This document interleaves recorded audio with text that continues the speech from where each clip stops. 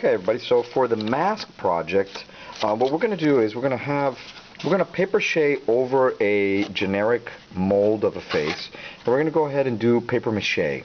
And so paper mache is a type of wheat paste, mixing it with paper, and we're going to go ahead and, do that. What we're going to do is, we'll paper mache it, let it dry, then we will separate it, and then put it back, just to give it some support. So that way, when I push down, the paper doesn't crinkle down. Then we're going to grab some very wet clay, and we're just going to start, applying clay on our piece. Not too thin. Try to make it where, it's about at least half an inch. Not too thin and not too thick, but about half an inch. And you're just going to go ahead and start, squeezing this on here. Now, I did allow for extra paper to be on the sides here. Let me go ahead and show this mask too, so that way you guys can see, because we want to go ahead and put some clay on the outside edge too. This is where maybe we could put some holes in it for raffia, if we want to do some hair or a beard or anything like that, or make it more like a creature or a lion. So in the beginning, we're just applying this on, trying not to get air pockets in here, right? And the thing is, we have the paper here, so that way, once I have this all done and I pull this out, I can let this dry on the paper, and I can try to remove it from the paper, or I can just leave it on there and then fire it with the paper, and the paper will incinerate, and that will, that will be fine. So it is a generic mask. It's just a generic mask, and then you will be able to go in there and really just add some unique features like the chin, the eyebrows, the the mouth, the forehead, the nose.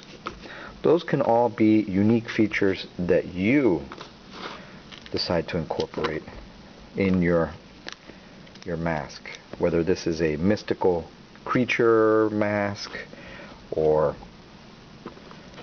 something more realistic, or even a self-portrait if you'd like. Because it is a very generic, this is very generic, it's very mannequin-like. So it's up to you to take it and make it more naturalistic and less ideal, or idealistic, right?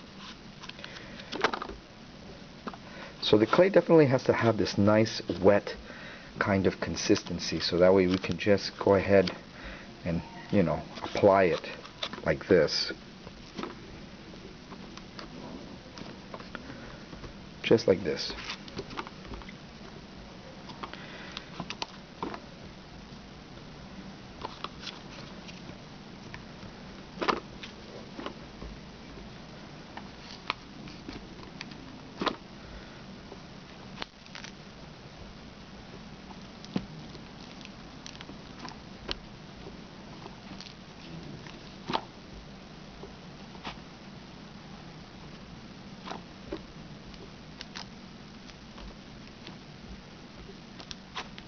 Now when I get to these features, I do kind of want to, because if not it's going to get lost, but I do want to kind of start telling myself like, okay, the eyes are here, the nose is here. So I want to do things like this just to, remind me of some of these things.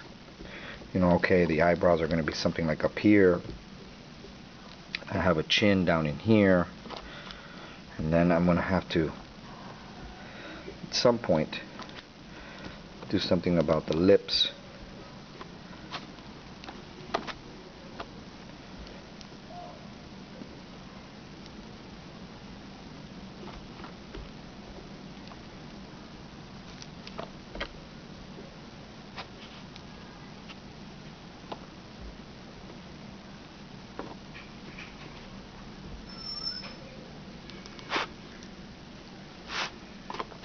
Okay, so now when we get to this point here, you could start to see that, here I have the chin, I've got the chins right here, I've got the nose will be here.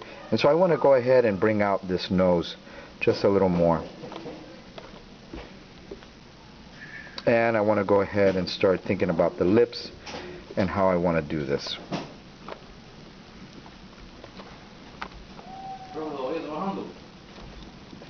Sí, estoy grabando aquí. So, you know, this is where you can start really exploring, you know, facial features here. So maybe I want to have a heavy eyebrow. And, you know, I wouldn't worry too much about smoothing these out. Sometimes it's kind of nice. I mean, you can smooth this out, and it could be your own way of doing it. I don't mind it being a little bit rough. But, you know, let's put some cheekbones in here. Really got to get some cheekbones in here. Right around here.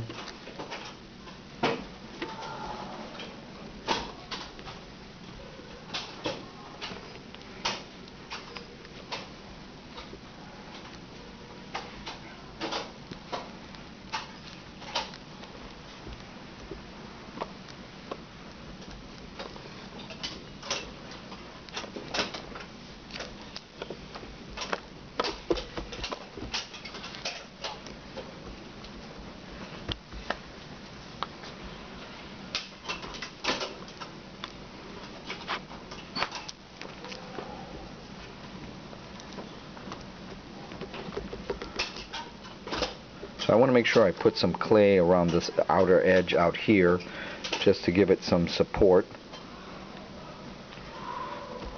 Later on, don't worry about if you did too much and you don't like it. You can always go ahead and remove it or cut it out. And one of the things that you want to keep in mind is not to necessarily make your piece so symmetrical.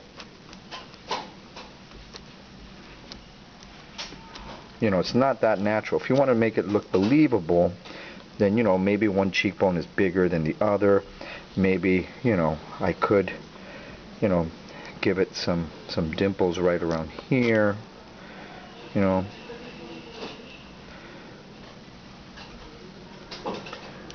Right there.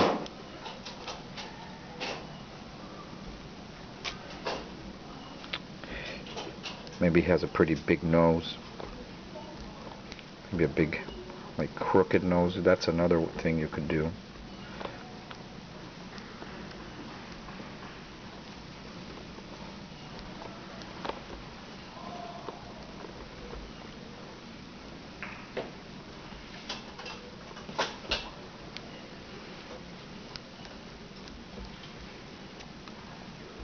Right.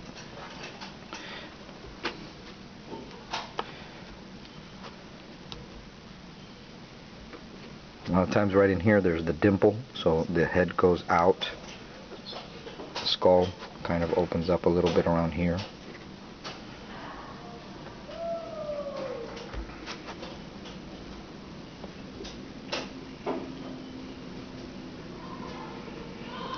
Give it some more heavy eyebrow up here.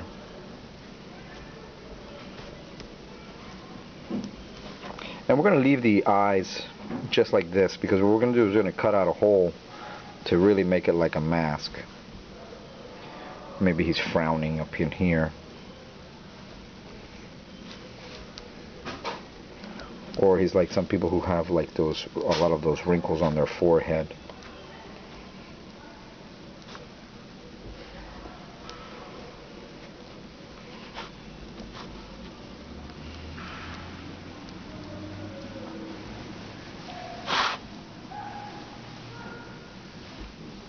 Let's work on some of these lips here. Let's go ahead.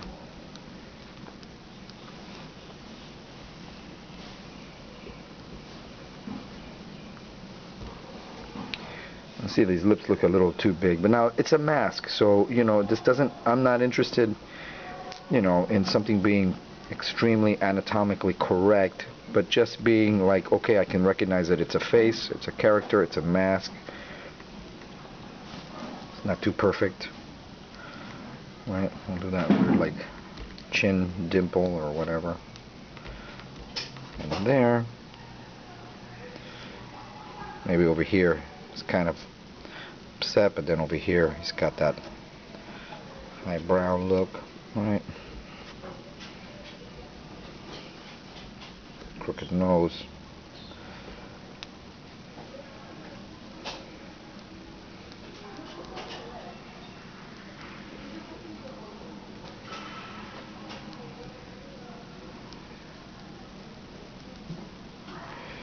And so we'll leave it like this for now. And later what we'll do is we'll come and we can start, you know, maybe, or even now if you'd like, we can start doing these little marks that just give it some, you know, some personality, right? Like when we know that in here the nose, it has that little cleft right in there, so we'll do a little cleft right in there. Maybe we could fix the lips a little bit.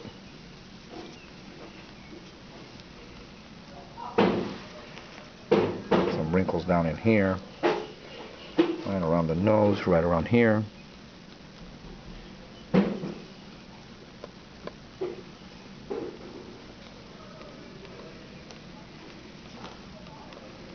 And so work it some more.